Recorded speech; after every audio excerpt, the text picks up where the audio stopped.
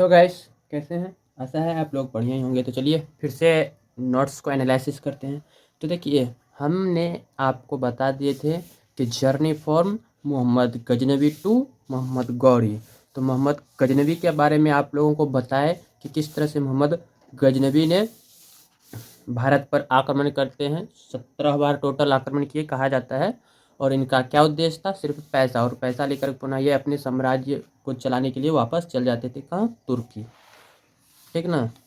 तो सॉरी, तुर्की कहते हैं, चल जाते थे अफगानिस्तान। गजनी वंश यानी गजनी वंश, गजनी डायनेसिटी जो है ये कहाँ में? अफगानिस्तान, यानी कि अफगानिस्तान चल जाते थे।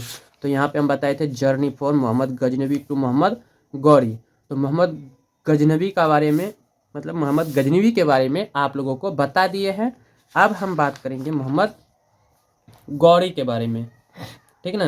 तो देखिए, मोहम्मद गजनवी के बारे में ये सब सारा चीज़ बता दिए हैं। आप लोग पहले वाला क्लास एनालिसिस देख सकते हैं। ठीक ना? इससे पहले जो है।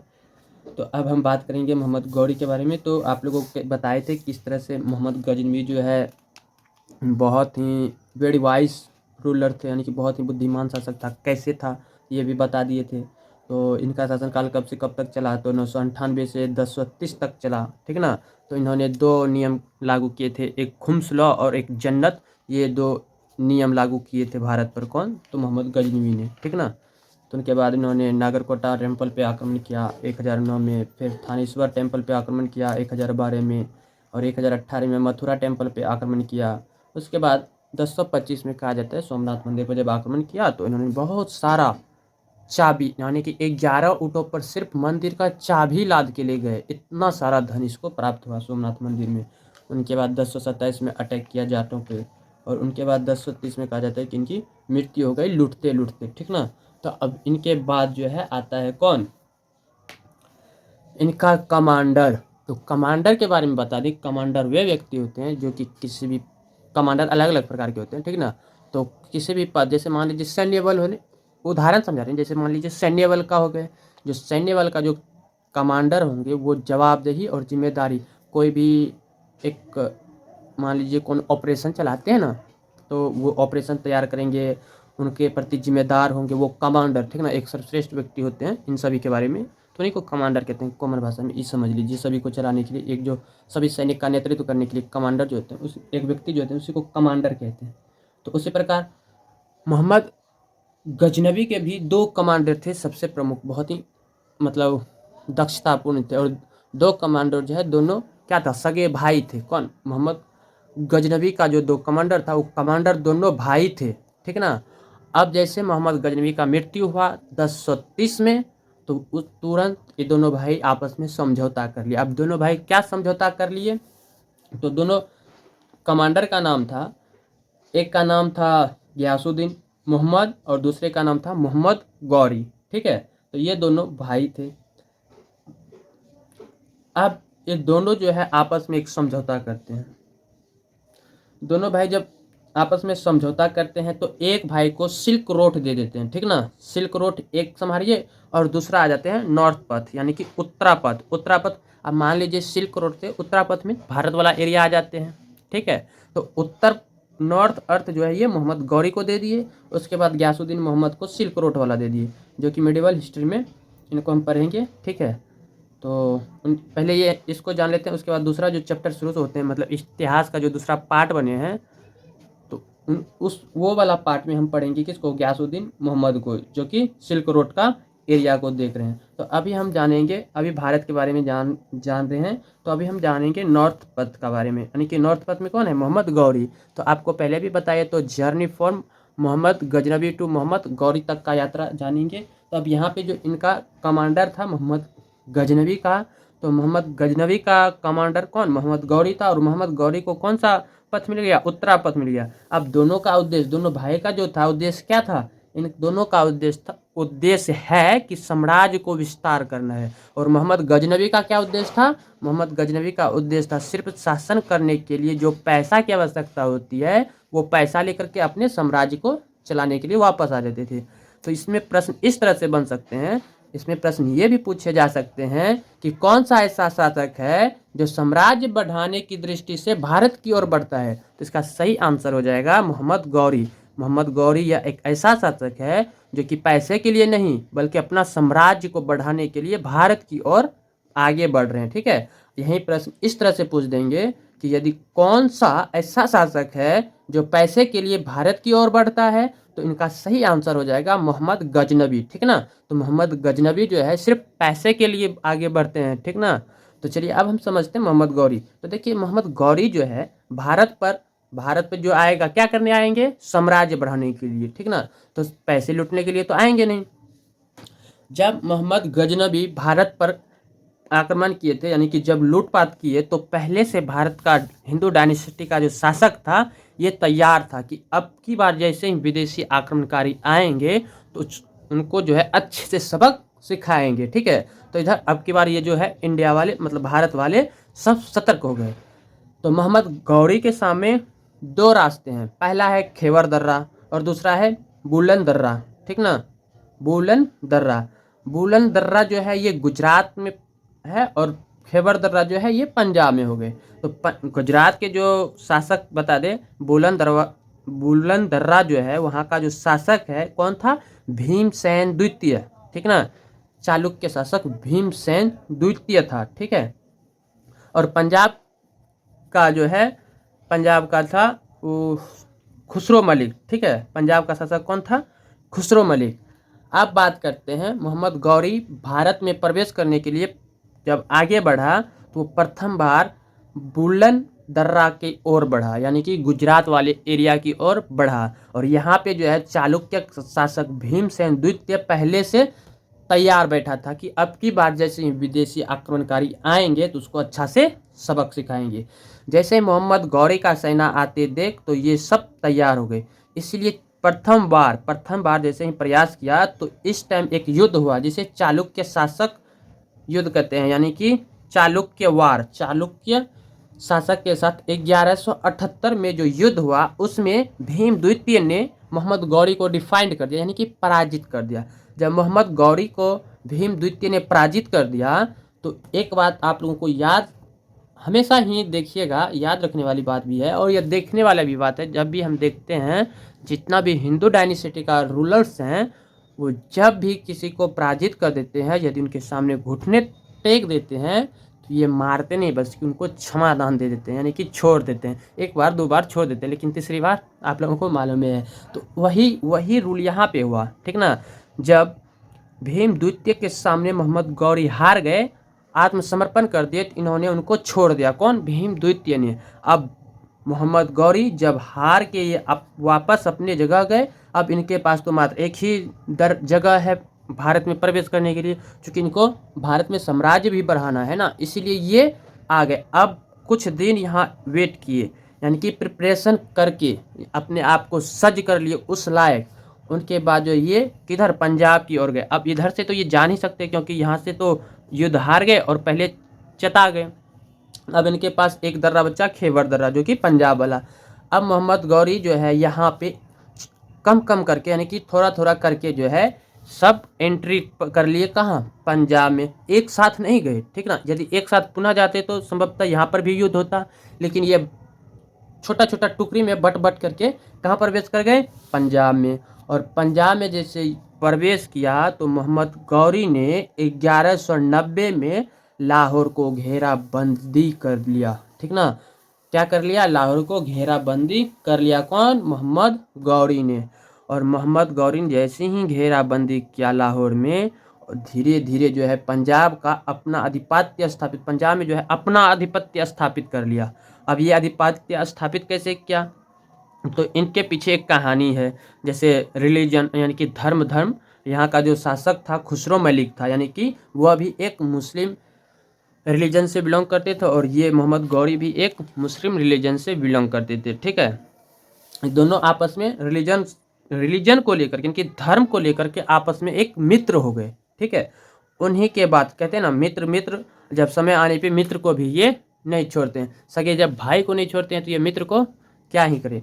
तो जैसे 1190 में मोहम्मद गौरी ने पंजाब के लाहौर को घेराबंद किया, तो उसके बाद धीरे धीरे इन्होंने पंजाब पर अपना आधिपत्य स्थापित कर लेता है। और आधिपत्य स्थापित करने में सबसे ज़्यादा हाथ किसका था, तो खुसरो मलिक का। अब खुसरो मलिक को एक नाटकीय ढंग से, ठीक ना, नाटकीय ढंग से धर्म के नाम पर हम भी मुसलमान और आप भी मुसलमान, फिर चलो मिलकर कुछ अच्छा करते हैं, तो दोनों मिलकर के जो है आपस में यहाँ पे अपना साम्राज्य बढ़ाने लगे। और अंत में मौका पाकर नाटकीय विधि के द्वारा जो है मोहम्मद गौरी ने खुसरो मलिक को मार देता है। और जैसे ही खुसरो मलिक को मार देते हैं तो पंजाब का मालिक कौन बन बैठा, अब पंजाब का मालिक बन गया मोहम्मद गौरी। तो इस तरह से मोहम्मद गौरी ने भारत में एंट्री पाए। अब जो है मोहम्मद गौरी क्या करेंगे, अपना साम्राज्य को तो विस्तार करेंगे ही।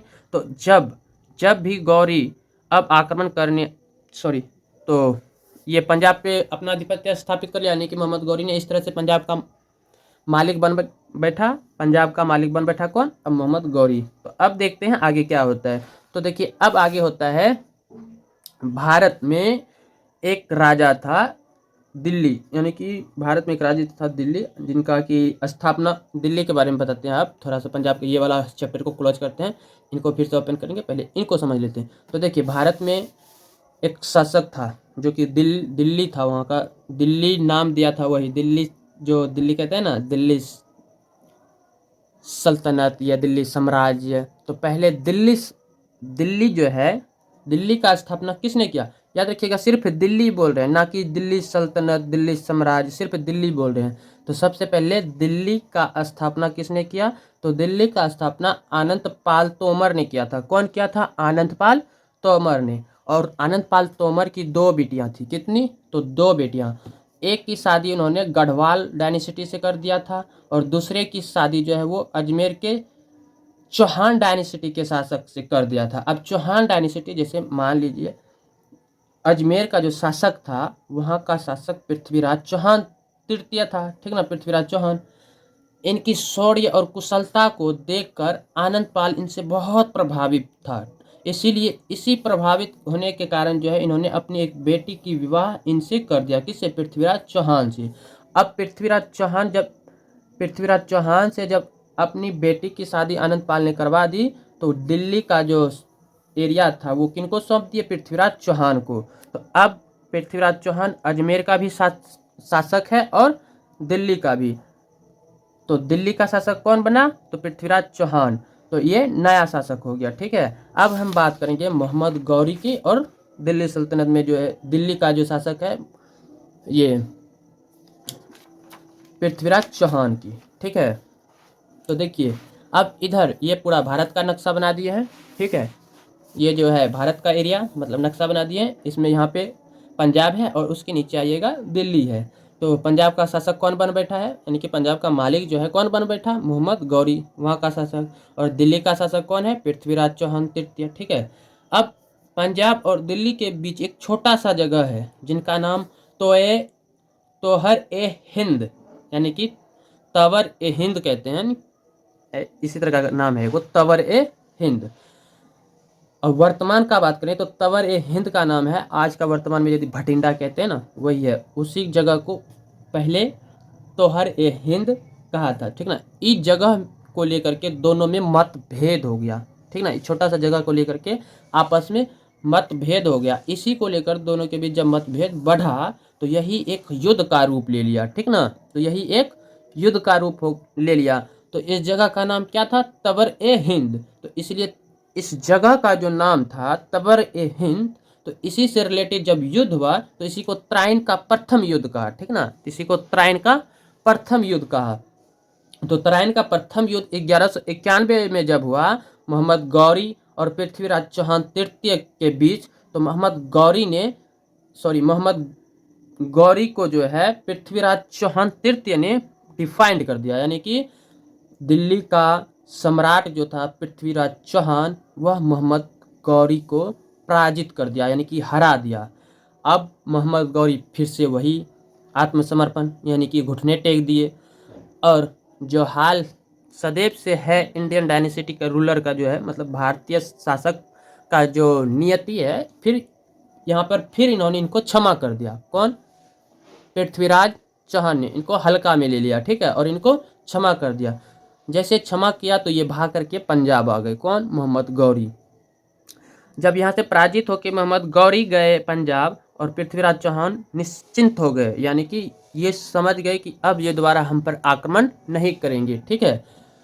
अब हारने के बाद जो है मोहम्मद गौरी अपने आप को इतना तैयार किए, अपने आप पे इतना मेहनत किए, 1 साल तक मेहनत करने के बाद वो फिर से आक्रमण करते हैं। किसके ऊपर? तो पृथ्वीराज चौहान के ऊपर, ठीक ना, दिल्ली के सम्राट के ऊपर। किसको लेकर के? वही हिंद के जगह को लेकर के। तो इसी के संदर्भ में फिर से युद्ध जब हुआ तो उसका नाम हुआ तराइन का युद्ध द्वितीय, यानी कि तराइन का प्रथम युद्ध जब हुआ तो पृथ्वीराज चौहान जीते थे और मोहम्मद गौरी को डिफाइंड कर दिए थे, पराजित कर दिए थे। जब वहीं 1 साल बाद पुनः उधर से तैयार होके आए तो 1192 में तराइन का द्वितीय युद्ध हुआ और इसमें जो है इन्होंने परास्त कर दिया किसको? पृथ्वीराज चौहान को। तो इस तरह से हम देखते हैं कि यहाँ सब किनका प्रारंभ हो गया? अब हो जाता है यहाँ से मोहम्मद गौरी का शासन प्रारंभ। तो इतिहास में एक चीज़ हमेशा याद रखना कि इतिहास में कहा गया है कि जो गलती करेगा वो भरेगा। यानी कि यहाँ पे इन्होंने गलती किया था। कौन? पृथ्वीराज चौहान तृतीय ने, कि इनको माफ़ कर दिया और हल्के में ले लिया। और जैसे ही 1 साल बाद प्रिपरेशन के बाद उतरा तो 1192 में जब तराइन का द्वितीय युद्ध किया तो मोहम्मद गौरी ने पृथ्वीराज चौहान के साहस पर भारी पड़ गया, ठीक ना। पृथ्वीराज चौहान के साहस पर क्या हुआ? भारी पड़ गया। कौन? मोहम्मद गौरी का जज्बा, ठीक ना। मोहम्मद गौरी का एक जज्बा था उनके अंदर कि हम अपना साम्राज्य तो बढ़ा के ही रहेंगे, ठीक ना। तो ये एक जज्बा था और पृथ्वीराज चौहान को साहस बहुत था, ठीक ना। तो लेकिन यहाँ पे जब प्रिपरेशन करके मोहम्मद गौरी आए तो मोहम्मद गौरी का जज्बा पृथ्वीराज चौहान के साहस पर क्या हुआ? भारी पड़ गया। और यहाँ पे जो इन्होंने गलती किया था इनको हल्के में लेकर इसीलिए नज़रअंदाज जो किया था। तो इतिहासकार का कहना है कि पृथ्वीराज चौहान ने जो गलती किया, इसीलिए इतिहासकार का मानना है जो गलती करेगा वो हारेगा। इसलिए यहाँ पे ये हार गया, क्योंकि यदि ये पहले से सचेत रहते पृथ्वीराज चौहान की फिर पुनः आ सकता है मोहम्मद गौरी, तो संभवतः ये नहीं हारते। लेकिन ये पूर्ण रूप से प्रिपरेशन में नहीं था, यानी कि सज्ज नहीं था, तैयार नहीं था। और इसी का लाभ उठाते हुए इन्होंने अपने तैयारी के साथ जैसे आए युद्ध करने, तो 1192 में तराइन का द्वितीय युद्ध में पृथ्वीराज चौहान को डिफाइंड कर दिया और मोहम्मद गौरी अपना दिल्ली और अजमेर पे अपना शासन स्थापित कर लिया, ठीक है। उसके बाद युद्ध होता है 1194 में बैटल ऑफ चंदवार। चंदवार के बारे में बता दें कि ये भी चंदवार का युद्ध एक जयचंद शासक जो कि कन्नौज का शासक था, ठीक ना, तो इनसे एक युद्ध होता है। तो चंदवार के बारे में अगले वीडियो में हम जानेंगे। आज का वीडियो को यहीं तक रहने देते हैं, ठीक है। आगे क्लास है, क्लास का टाइम लगभग होने ही वाला है, 9 बज गए, ठीक है गाइस। क्लास का टाइम होने वाला है तो हम आगे की बात करेंगे अगले क्लास में, ठीक है। तो आगे का नोट्स एनालिसिस करेंगे आगे की क्लास में। तब तक जो है हम इस क्लास को यहीं पे स्टॉप कर देते हैं, ठीक है। तो आगे हम क्लास करते हैं, उनके बाद फिर से नोट्स तैयार करते हैं, आपको फिर से समझाएंगे। तो आगे जो क्लास आएगा उसमें हम चंदवार का युद्ध समझाएंगे। चंदवार जयचंद जो है, जयचंद एक शासक होता है जो कि कन्नौज का है। मोहम्मद गजनबी इनको डिफाइंड कर देते हैं और कन्नौज पे भी अपना शासक स्थापित कर लेते हैं। उसके बाद 1196 तक लाहौर बंगाल तक का ये वाला एरिया जो है पूरा किनके अधीन आ जाते हैं? तुर्कों का था, और ये पूरे आ जाते हैं। उसके बाद जानेंगे जब मोहम्मद गौरी का डेथ हो जाते हैं तो उनका स्लेव यानी कि उनका दास जो है किस तरह से अपना शासन स्थापित करते हैं। तो उसके बाद स्लेव डायनेसिटी के बारे में जानेंगे। फिलहाल यहीं तक रहने देते हैं, मिलते हैं अगले वीडियो में। यदि आप लोगों को अच्छा लगा तो प्लीज़ लाइक और साथ में कमेंट करिएगा। आप लोगों को पता है ये नोट तो खुद से तैयार किए हैं, कहीं कहीं राइटिंग वगैरह गलती होंगे या जो भी होंगे तो आप मैसेज कर दीजिएगा, वही चीज़ मेंशन कर दीजिएगा ताकि हम भी उनको सही कर सके, ठीक है। अब मिलते हैं अगले वीडियो में। Love you, all of you, bye bye. आप सभी के लिए गुड नाइट। हम करते हैं स्टडी, बाय बाय।